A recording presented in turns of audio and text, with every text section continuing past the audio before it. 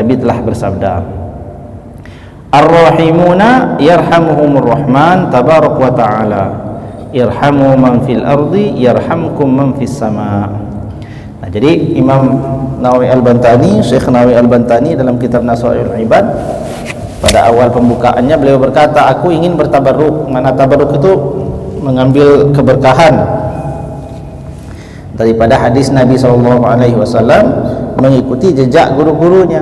Memang tradisi para ulama ketika belajar awal itu mesti diajarkan hadis ini, maka ini disebut hadis musalsal bil awaliyah, hadis yang musalsal, bersambung sanadnya, tidak hanya dibaca ditemukan di dalam kitab, tetapi langsung dibacakan oleh gurunya ke gurunya ke gurunya, yang bersambung sampai kepada Rasulullah. Ini disebut dengan hadis musalsal bil awaliyah. Nah, kata beliau, aku ingin mengambil keberkahan daripada hadis tersebut dengan menuliskannya pada awal kitab Nasaihul Ibad. Kenapa dituliskan di awal? Karena memang inilah yang menjadi kunci kehidupan orang.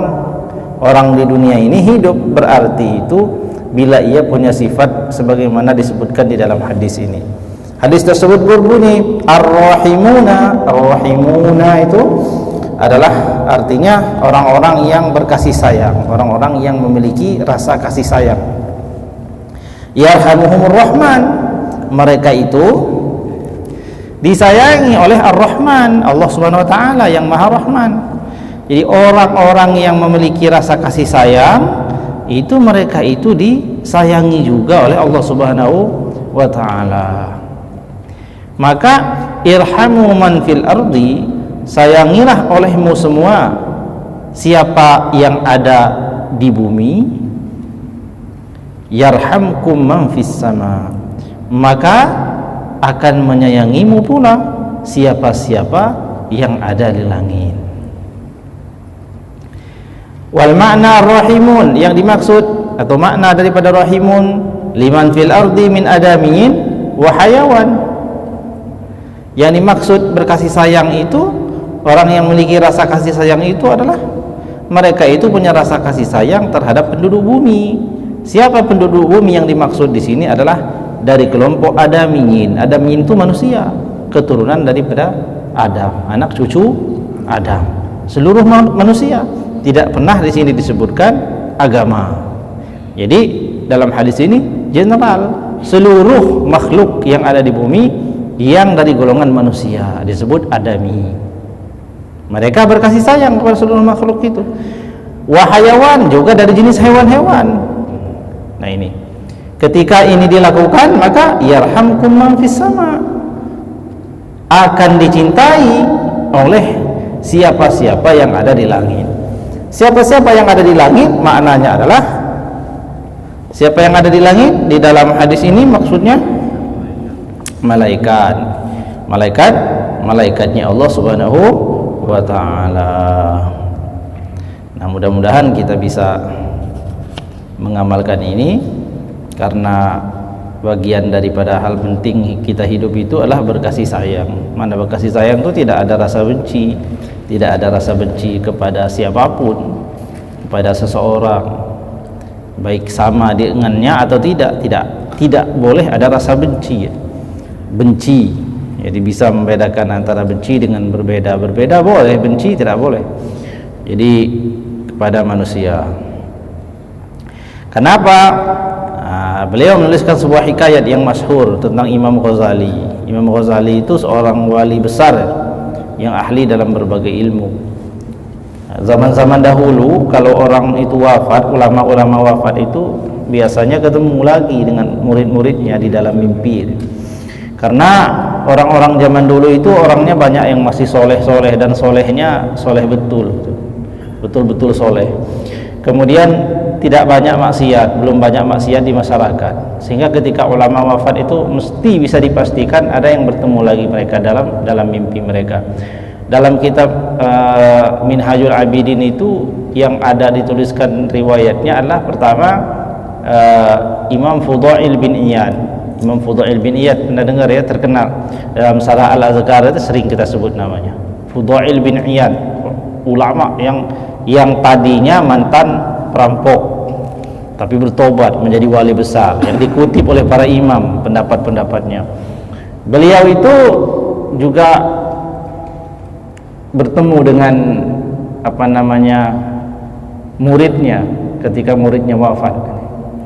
Kemudian Imam Sufyan Ats-Tsauri, Imam Sufyan Ats-Tsauri itu mujtahid. Beliau ini setara dengan imam yang 4 itu, dengan Imam Abu Hanifah, Imam Malik, Imam Syafi'i, Imam Ahmad bin Hanbal. Hanya saja fatwa-fatwanya itu tidak dibukukan, manhaj fikih dalam istinbat hukum itu tidak dibukukan, sehingga tidak bisa telusuri semua, sehingga tidak ada mazhab Sufyan Tsauri. Zamannya beliau ya itu mazhab Sufyan Tsauri, banyak muridnya yang mereka berijtihad sendiri. Beliau Imam Sufyan Tsauri juga sama bertemu dengan ditemui ketika beliau sudah wafat di dalam mimpinya orang-orang soleh pada saat itu. Kemudian Imam Al-Ghazali juga kejadian seperti itu. Kalau Fudail bin Iyad itu bertemu dengan muridnya, sedangkan muridnya itu orang yang kelihatannya soleh gitu, tapi ternyata su'ul khotimah. Ketika ditanya sebab su'ul khotimah, maka beliau jelaskan dalam kitab Minhajul Abidin. Kemudian Imam Sufyan Tsauri, orang alim, ditanya ketika beliau selama wafat itu, apa yang menyebabkan beliau itu tinggi derajatnya, beliau bisa bercerita. Imam Ghazali pun sama. Imam Ghazali itu ketika beliau wafat, maka murid-muridnya pun bertemu dengan beliau dan ditanya, ya Imam, apa yang dilakukan Tuhanmu kepadamu? Maka beliau menjawab, aku berada pada posisi yang mulia ini. Beliau sudah pada tempat yang mulia, kemudian pada singgasana yang luar biasa. Intinya tidak bisa diceritakan bagaimana keadaannya, sehingga dituliskan di dalam kitab-kitab. Ditanya, ya Ghazali, tahukah engkau apa yang menyebabkanmu pada kedudukanmu yang mulia ini? Beliau menjawab, tentu saja aku ini adalah orang yang banyak berfatwa, artinya ilmunya luas, bermanfaat. Siapa yang nggak tahu Imam Ghazali? Kitab-kitabnya dalam bidang fikih, dalam bidang tasawuf dan lain sebagainya. Beliau itu satu-satunya ulama yang dapat julukan Hujjatul Islam, Imam Ghazali. Ternyata bukan itu yang menyebabkan beliau itu tinggi sekali derajatnya. Beliau ditinggi derajatnya berdasarkan ilmunya itu, tapi ketinggian yang sempurna itu tadi ternyata dikatakan, tidakkah engkau ingat pada suatu ketika engkau menulis kitab? Beliau itu kan menulis kitab terus.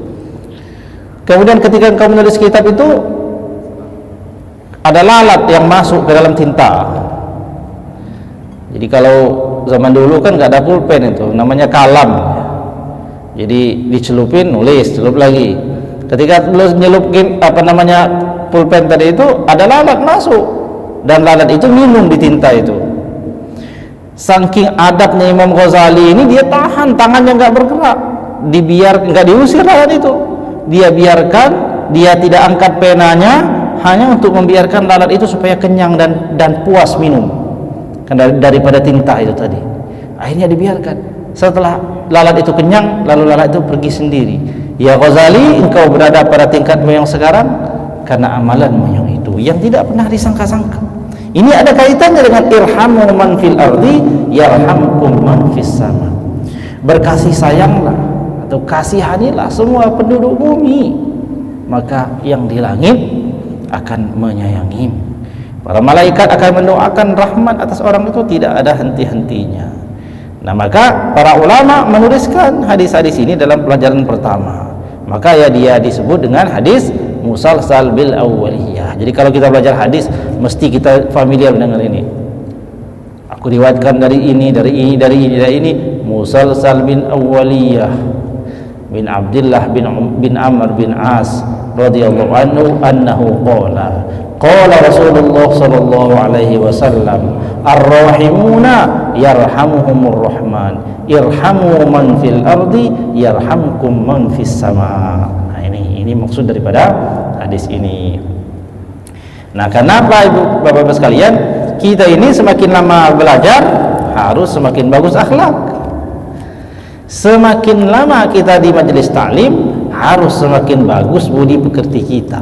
Dan budi pekerti kita itu apa? Ya ini budi pekerti kita itu. Tidak lagi kita ini mestinya bahasannya itu bukan lagi akhlak, apa namanya, budi pekerti akhlak kepada orang tua, karena itu sudah lumrah dan itu sudah harus. Bukan lagi akhlak kepada orang tua, karena itu sudah lumrah dan sudah otomatis mesti. Tapi sudah meningkat kepada akhlak kepada yang lain, bahkan kepada hewan sekalipun kita berakhlak. Kita lewat di depan, ada bunga yang bagus-bagus, enggak ada manfaat bagi kita, tangan kok gatal mata-matain ya. Hal seperti ini akan menjadi lebih sensitif ketika sudah lama ngaji. Ketika kita sudah banyak ngaji, lama ngaji, kita akan semakin sensitif dengan hal yang kecil sekalipun. Apa-apa yang tidak bermanfaat kita lakukan itu akan terasa sangat berpengaruh di hati. Kita merusak, kita jalan di bangunan orang, lalu bangunan orang itu bangunan tinggi, kemudian baru dicor, tiba-tiba kita jalan ada yang meretel, itu terasa itu dan menjadi pikiran itu, bukan perkara yang lupa saja. Nah, kita kadang-kadang kita lewat kemana-mana merusak fasilitas umum dan lain sebagainya, nggak ada rasa sama sekali bersalah. Memangnya ini akan biarin aja, nggak pernah ditanya? Tidak ada yang lewat daripada pertanyaan sekecil zarrah pun yang kita lakukan. Jadi, wa may ya'mal mithqala dzarratin khairan yarah wa may ya'mal mithqala dzarratin syarran yarah. Zarrah itu biji sawi. Zarrah itu biji sawi, sebenarnya bukan zarrah itu bukan artinya sawi, tapi biji yang terkecil pada zaman dulu yang dijadikan sebagai alat ukur timbangan, biji sawi. Diterjemahkanlah biji sawi dalam bahasa Indonesia. Tapi kira-kira sekarang sudah ditemukan ada molekul, ada atom, ada molekul. Artinya sesuatu yang tidak ada lagi yang lebih kecil dari itu zarrah. Kesalahan kita sekecil itu atau kebaikan kita sekecil itu semua akan tampak di mata, akan kita lihat dalam catatan, tidak ada satupun yang terlewatkan dari sisi penglihatan, dari sisi ucapan, apalagi perbuatan. Nah, ini supaya kita merenung, ini agak serius, karena semakin lama ngaji itu harus semakin seperti itu. Maka semakin lama orang-orang dulu ngaji, semakin ke kitab-kitab ini. Ini fikih. Kita baru belajar cara sholat, gerakannya, bacaannya. Setelah itu selesai tak? Belum. Ada adab di dalamnya. Melatih sensitivitas hati. Takut nggak diterima sholat ini. Takut tempat ini bukan tempat yang halal. Takut tempat ini tempat ghosok, belum diwakafkan. Itu terasa.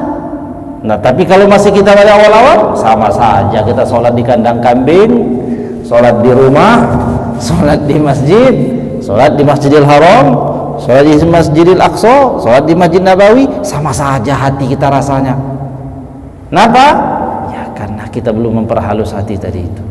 Maka ngaji ini semakin lama harus semakin halus hati, semakin hati-hati lisan kita, semakin takut bermusuhan. Ingat saja, pokoknya semenjak kita balik semua itu akan ditanya. Jadi singkatnya gitu, sejak kita balik semua akan kita pertanggungjawabkan dan akan ditanya. Kita nanti sudah lupa perbuatan kita sendiri, baik kebaikan atau keburukan, tapi tiba-tiba Allah tunjukkan.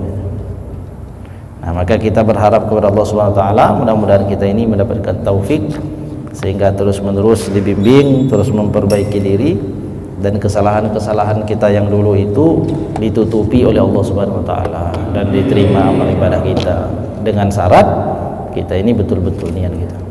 Jadi kita menjauhi segala kesalahan yang dulu pernah kita lakukan, itu tanda taubat.